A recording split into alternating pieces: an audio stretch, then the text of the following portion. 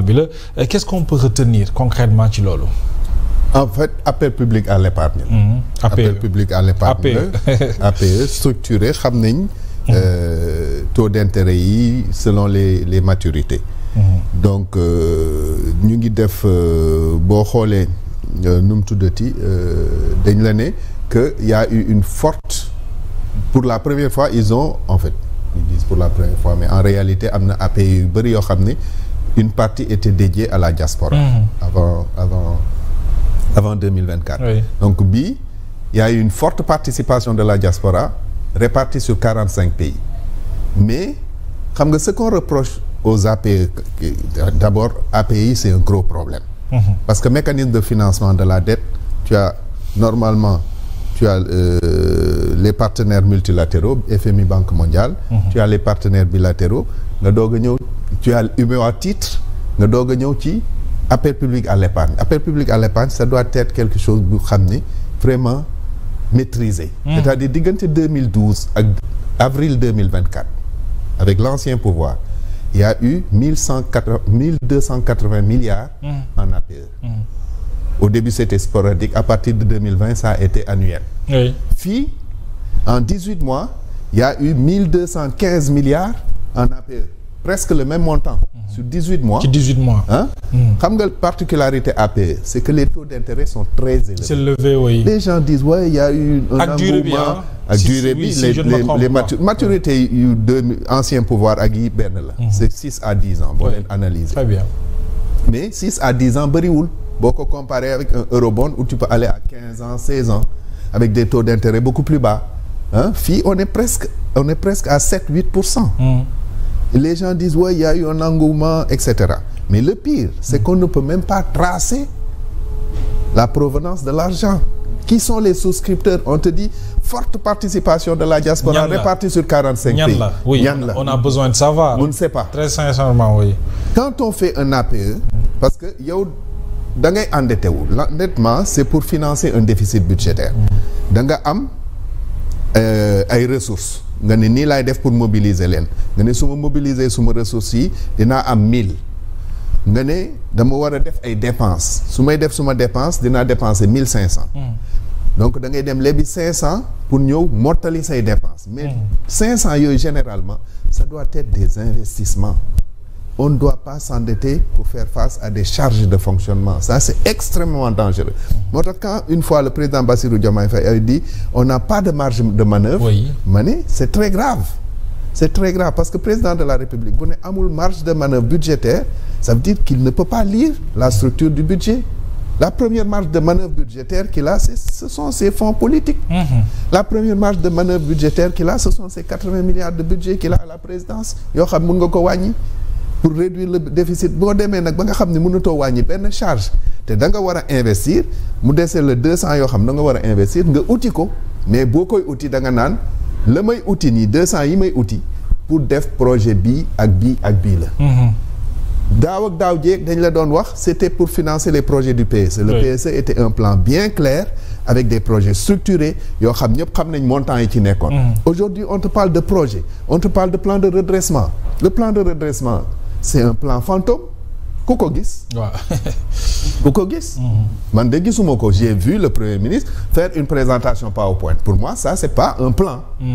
Un plan c'est des projets c'est des délais c'est des montants etc. C'est des rythmes d'exécution etc. Mais dama soxla temps nii laa koy amee lan nga ciy def doo ko wax kenn. C'est ça qu'on vit donc il faut que ñu arrêter. ñu ne oui on avait besoin de 300 on a eu 450. Il y a eu fort engouement mais il y a eu toujours eu le dernier APE dernier APE ancien pouvoir bi def est-ce que xam nañ ñaata la. 550 milliards. Quand même. 550 milliards. Avec un taux de recouvrement de 150%. APE boo ko defee le taux d'intérêt intéressant dama am xaalis 10 000 francs damay ñëw teg ko fa. bien sûr. bu ñetti at yi motee nga jox ma suma 10 000 ak sumay intérêt mu jeex. loolu rek la de du leneen. mais doyen en ce rythme là Sénégal fan la jëm est-ce que daañu investir fii ak 5 ans ñoom parce que 2029 lañ leen war a évaluer les Sénégalais attendent beaucoup en termes d'investissement ñu xam boog nguur gi lan la mëne ci ay jéego yu mu war a def ci ay infrastructures par exemple mais surtout finance publique ni mu mel nii est-ce que dina yomb ci bu nu ko toppee nii ba fii ak 2029 ñoom ñu teg dara suñu loxo. xam nga yaa ngi wax 2029 lañ leen war a évaluer normalement on les évalue pas à 2029. on peut évaluer à mi-parcours. en termes de mandat quoi. mandat bi 2029 lay jeex. mais doo xaar mu jeex nga doog a évaluer parce que da nga war a renouveler wala nga sanctionner. oui. donc su fekkee ne man damay évaluer pour xool ndax kii dama koy jox wala damay nangu la ma ko joxoon bu yeggee ci diggi yoon bi damay xool.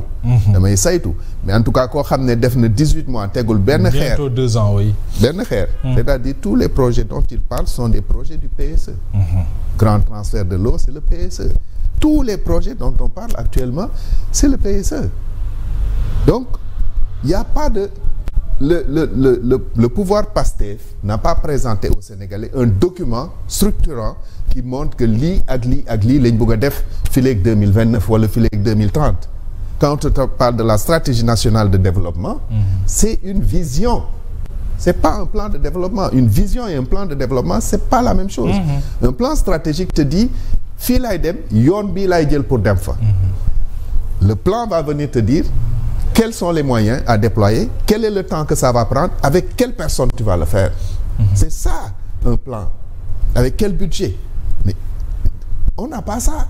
C'est-à-dire aujourd'hui il faut pas rêver au rythme où on va si un État pendant 2 ans n'a investi que 2 milliards et qu'on n'a même pas vu, on ne peut pas espérer de lui que dans les 3 ans qui viennent mu def dara. Très bien. Et on sera à 3 ans à 2 ans des élections xam ngeen Sénégal. Ah oui. La campagne commence. Quand même. On commence à faire de la politique, on ne travaille plus. Hein? Il faut que ñu xam ne que liggéey duñ ko jàng ci biir liggéey. liggéey da nga koy jàng doog a ñëw. c'est ça ñëw appliqué. waaw boo ñëwee ba nekk ci biir liggéey bi naan damay saytu damay xool nu may jàngee chaque jour da ngay ut ay prétextes. Et c'est ça qu'on est en train de vivre.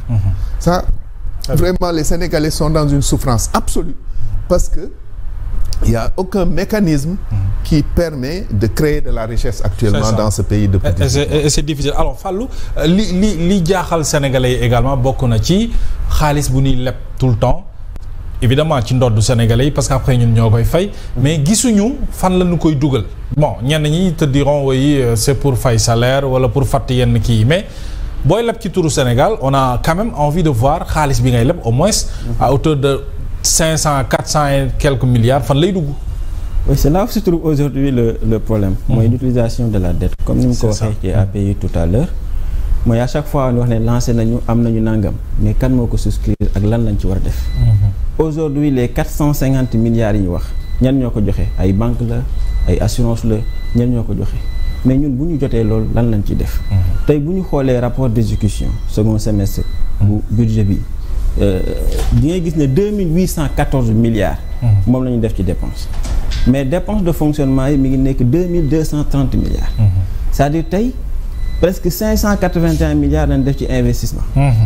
donc ñun ba tey dañuy dem di leb pour régler ay fonctionnement mooy gérer service de la dette fay ay salaire mais loolu ci kanam daf ñuy jural ay problème te d'ailleurs loolu bokk na ci tax tey suñu note bi mën a wàññeeku parce que dañuy xalaat ne Sénégal gi dans quelques mois wala dans quelques années mën na am crise de liquidité mën na am problème de financement mais loolu la ciy wax problème Moody's loolu la ñu wax ci seen rapport Moody's loolu la ñu wax seen rapport mooy que ni fii ak quelques mois Sénégal dina am problème mu fay ñun nag balaa loolu duñ ci fekk ñu teel ko wax investisseurs yi ne leen Sénégal kat situation bii lay dund ku ci investir yow yaay xool yaay choisir ndax da ngay yokk say taux d'intérêt ndax jëlal na la ko wala déet donc tey aujourd'hui situation bi ñuy dund mooy la dette finance la dette situation boobu la dette finance la dette voilà quand même lépp li ñuy wax suul bukki